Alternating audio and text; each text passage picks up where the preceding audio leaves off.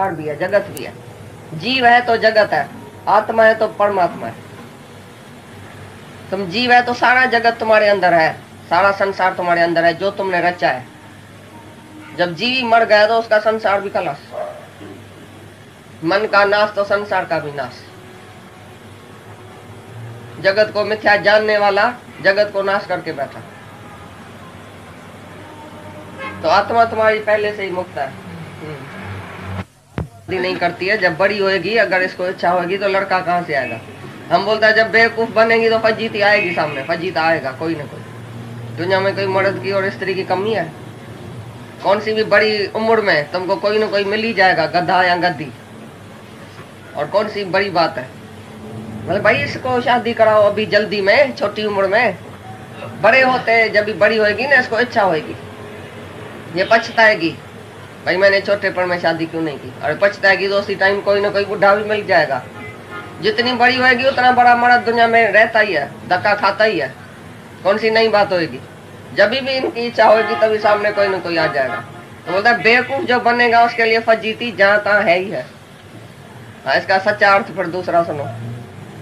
दार्ष्टान्त में जब तक जीव अज्ञानी मूर्ख बना है तब तक इसको जन्म मरण रूपी फजीतियों की क्या कमती है। जब ज्ञानवान होगा तब बंध से रहित हो जाएगा। हाँ,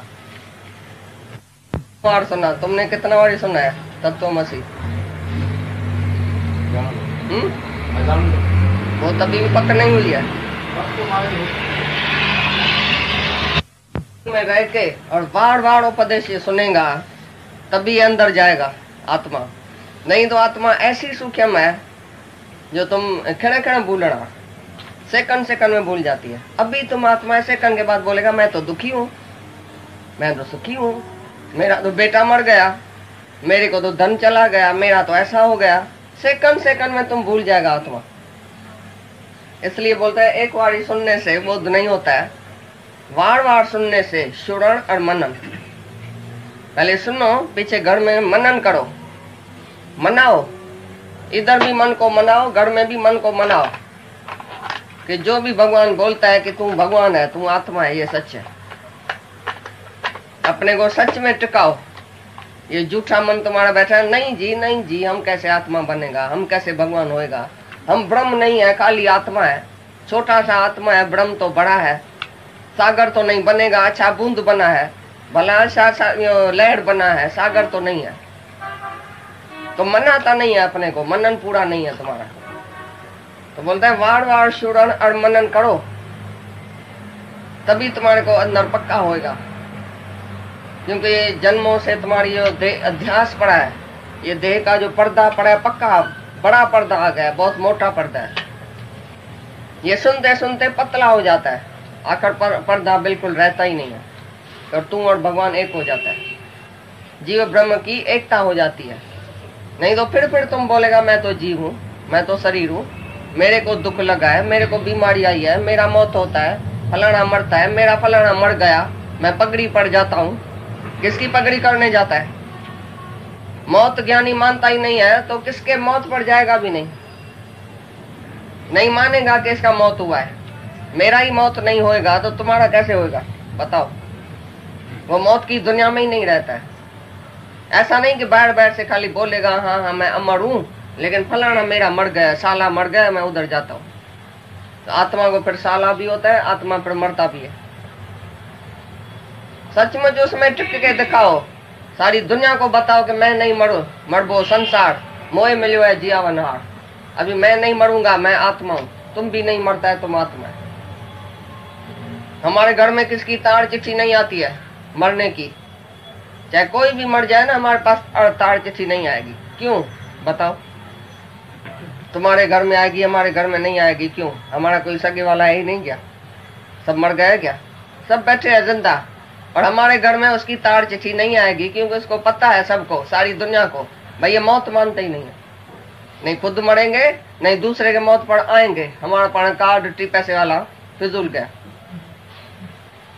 कार्ड भेजेंगे, चिट्ठी भेजेंगे, हमारा 6 पैसा फिजूल गया, नुकसान हो जाएगा। तार का भी पैसा फिजूल आएगा भी नहीं, काय के लिए तार चिट्ठी करें? क्योंकि ये मौत का दरवाजा हमारे पास है ही नहीं, बंद है।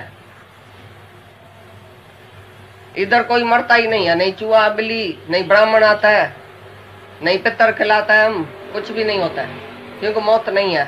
सचमुच गीता में जो लिखा पड़ा है कि आत्मा नहीं मरती है, हम सचमुच समझता है कि नहीं मरता है। तुम खाली बोलता है और हमने क्लियर कर दिया, सारी दुनिया को बता दिया भाई कोई नहीं मरता है, क्योंकि आत्मा असंग है, आत्मा न्यारा है, जन्म मरण में नहीं आता है। ये देह का धर्म तुमने आत्मा में माना है, यही बोला ना भी, देह का धर्म आत्मा में माना है, इसलिए तुमको बार बार उपदेश सुनना पड़ता है। फिर तुम देह का धर्म आत्मा में मानते हैं, इसलिए तुमको उपदेश सुनना ही पड़ता है। बार बार सुनने से और मनन करने से तुमको आत्मा का बोध होएगा, एक बार ही नहीं होता है किसी को।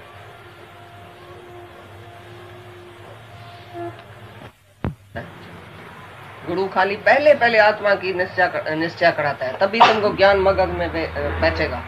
भक्ति बताया, कर्म बताया, सत्कर्म बताया, अच्छा आदमी बनो बताया, शुरू में ही आत्मा बताया। बिल्कुल असल गुरु के सामने टक्कर खाया है उसने, राजा जनक ने, और उसका ये वक्र देखा शरीर का, और एकदम उसने बोला तू आत्मा नहीं देखा। वक्र काय के लिए देखा, मेरे को शरीर क्यों करके देखा, तुम चमह रहा है, चम क्यों देखा। एकदम गुरु जो है वो आत्मा सुनाता है। तुम्हारे पास भी जो भी आता है, जो भी टक्कर खाता है, तुम उसको क्या बताता है। यही है अष्टावक्र में और तुम्हारे में फर्क। अष्टावक्र 24 ही घंटा आत्मा बताता है सबको, तो मेरे को भी आत्मा देखो तुम भी आत्मा है, मेरे को भी आत्मा देखो तुम भी आत्मा है। गुरु का यही है उपदेश, बस। नहीं मेरे को सही करके देखो, नहीं अपने को सही करके देखो। बार बार बताता है कि तू आत्मा है, तू कूटस्थ है, तू निश्चल है, तू निर्विकार है, तुम्हारे में कभी अविद्या आई नहीं है, तुम्हारे में कभी अज्ञान आया नहीं है, तुम शुद्ध है, तुम बुद्ध है, बोध स्वरूप है। बस सारा ही टाइम इसको खाली आत्मा ही सुनाया है, शुरू में ही आत्मा, दूसरी कोई बात नहीं है। और जब तुम आत्मा में टिकेगा तो परमात्मा का दर्शन साक्षात होएगा, आत्म साक्षात्कार होएगा। जब आत्मा कोई नहीं जानता है, तुम देह अध्यास में पड़े रहते हैं कि मैं देह हूं, तो ज्ञान तुम्हारे अंदर जाएगा ही नहीं। देहधारी कुछ भी करे तो भी उसको आत्म साक्षात्कार नहीं होएगा, चाहे उल्टा लटके, हजारे तपस्याएं करे, हजारे कर्म करे, लेकिन देह अध्यास है कि मैं करता हूं, मैं योग कमाता हूं, मैं कमाई करता हूं, मैं समाधि में बैठता हूं, मैं ध्यान करता हूं, मैं सत्कर्म करता हूं। ये जो भी तुमने कर्म किया और भी बंधन हुआ, और भी बंधन में आ गया। मैंने किया, मैं जो तुम करता है वो मैं तो चली जाए पहले। तो ये आत्मा के निश्चय से तुम्हारी झूठी मैं जाएगी। फॉल्स ईगो जो तुम करता है, सारा दिन ईगो में खड़ा है, मैं कमाता हूं, मैं देता हूं, मैं लेता हूं, मैं आता हूं, मैं जाता हूं, मैं जन्मता हूं, मैं मरता हूं। तुम्हारी मैं जो शरीर से लागू है, वो शरीर से लागू जो मैं है, वो उसी साकार से तुमको निकाल के, देह ध्यान से निकाल के और ऊंची मैं में खड़ा करता है। जो तुम्हारा असल स्वरूप है उसमें तुमको टिकाता है। बार बार बोलता है तू आत्मा है, दूसरा कुछ बोला, आत्मा के सिवाय दूसरी बात ही नहीं है गुरु के पास। इसी तरह जगत गुरु श्री कृष्ण ने भी 12वें श्लोक से ही द्वितीय अध्याय के प्रारंभ से आत्मा शुरू किया, श्लोक तक आत्मा का ही विवरण किया। क्यों आत्मा? क्योंकि पहले तुम जब ये आत्मा ही नहीं समझेगा तो कोई ज्ञान तुम्हारे मगज में नहीं बैठेगा। देह अध्यास करके तुम 60 बरस सत्संग में आओ, या 60 बढ़िया, या 60 साल सत्संग में आओ, या 1000 साल सत्संग में आओ, देह अध्यास करके मैं देह हूं, मैं सत्संग में आता हूं। अरे तुमने देह अध्यास गंवाया, सत्संग में आके फायदा क्या पड़ा? तुम कौन से भी गुरुओं के पास जाते हैं, वीर गुरु के पास, उसके शिष्य को इधर बुला के और बोलो भाई तुम कौन है? मैं मिस्टर सो एंड सो हूँ, मैं फलाने का शिष्य हूँ, मैं बहुत सेवा करता हूँ, मैं पादरों की सेवा करता हूँ।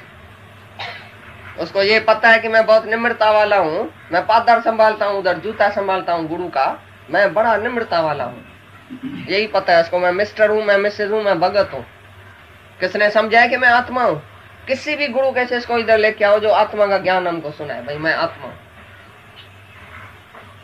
बोलेगा मैं इस गुरु का भगत हूँ, मैं ठगत हूँ, मैं सेवा करता हूँ, मैं सत्कर्म करता हूँ, मेरा गुरु ने दान पुण्य सिखाता है, बोलता है दान करो, गरीबों को दान दियो, हॉस्पिटल में जाता हूँ, सोशल वर्क करता हूँ, मैं ऐसा करता हूँ, मैं ऐसा करता हूँ। एक दिन दादा ने हमको कहा कि एक ऋषि रहता है उत्तरकाशी में, उधर रहता है, उसने एक अपनी अखबार छपाई। उसमें उस ऋषि ने लिखा, संत ने लिखा, मैं 6 बजे उठता हूँ, पीछे समाधि में बैठता हूँ, पीछे ध्यान करता हूँ, पीछे 8 बजे अखबार पढ़ता हूँ, पीछे 9 बजे शास्त्र लिखता हूँ, पीछे 10 बजे ऐसा करता हूँ, फिर आराम करता हूँ, फिर शाम को सत्संग करता हूँ, फिर रात को सोता हूँ। दादा ने बोला, बड़े में बड़ा देह अध्यासी, देह अहंकारी तो यही संत है। हम बात लिखी है, दिनचर्या लिखा है अपना, मैं सारा दिन क्या क्या करता हूँ भाई, ये तो अच्छी बात है। दादा ने लिखा है, ये बिल्कुल कर्ता अपने के अभिमान से लिखा है। मैं उठता हूँ, मैं बैठता हूँ, मैं खाता हूँ, मैं सत्संग करता हूँ, मैं तो इसकी गई नहीं, तो बाकी क्या लिखा? प्रेम में नेम होता है क्या? जहाँ प्रेम है तो नेम ही जो टूट जाता है। तुम कैसे बोलता है मैं 4 बजे उठता हूँ, अगर 5 बजे उठा तो तुम्हारा किताब तो खलास हो गया। किताब में तो तुमने लिखा है मैं 4 बजे उठता हूँ, ऐसा करता हूँ, ऐसा करता हूँ, मैं हूँ। ये कर्ता अपने के अभिमान वाला है संत। ज्ञानी को पता भी नहीं लगता ये दिन है कि रात है।